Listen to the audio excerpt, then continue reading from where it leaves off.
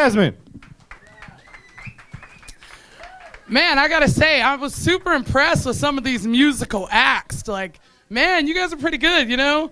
I'm like, that must be kind of a cool talent to be born with, you know?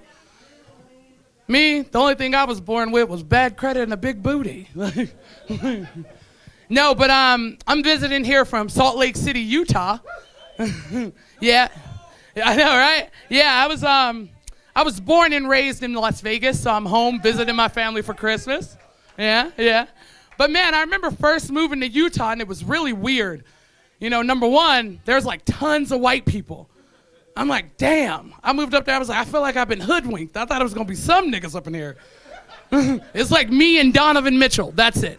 No, number two is when I first moved there, I was like with my friends, you know, I went to college up there, and they were like, oh man, I wish we could drink. I was like, oh, let's just go run to the store and get some alcohol, no big deal. And they were like, oh, they don't serve alcohol here after midnight. And I was like, oh my God, what have I done? No, and number three, the third thing is there's like a lot of Mormons there, right? And you know, Mormons are kind of cool because they'll invite you to do a bunch of free shit, and I love free shit. But where they made the mistake was they were like, oh, Jasmine, we want you to come with us on Trek. And I was like, oh, what's Trek? And the lady, she goes to explain, oh, Trek is where we dress up in old-timey clothes and we follow the paths of our ancestors. And I was like, my ancestors did not pick cotton for 150 years for me to dress up like a literal runaway slave and carry a fucking handcart across the desert. And then she's like, no, it won't be like that. It's going to be cool. And then after, we're going to have a party on a boat.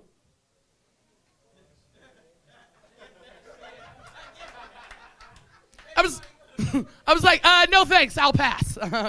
No, but you know, coming home for the holidays is hard because I'm single, you know, and my family's always on me.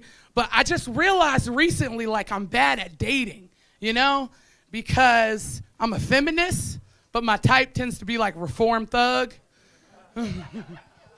You know, like, he definitely been to prison, but he joined the book club while he was there.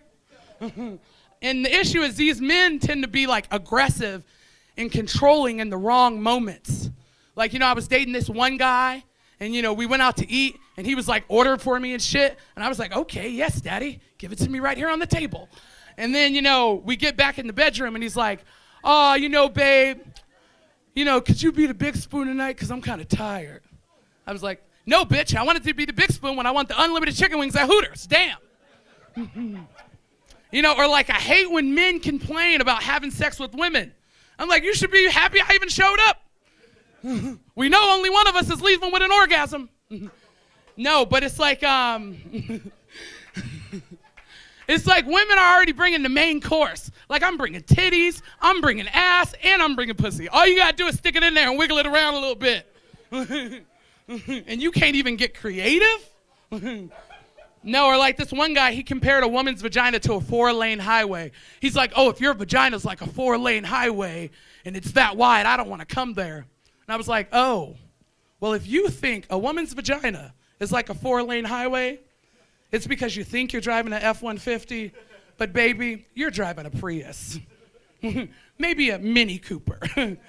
No, so I was like telling my mom about my dating struggles. I was like, man, Mom, you know, I've been trying to date and it's been really hard. And she was like, I know what your problem is. I was like, what, Mom? She said, the problem is you dress like a whore, but then when guys get to know you, you're not whore enough. I was like, what do you know about dating, Mom? You've been on the show so long, your ass about to expire. She was like, first off, this ass is unperishable. And second off, by the time I was your age, I had 3 baby daddies. I was like, well, I don't really know what advice you're trying to give me here. But I will try it.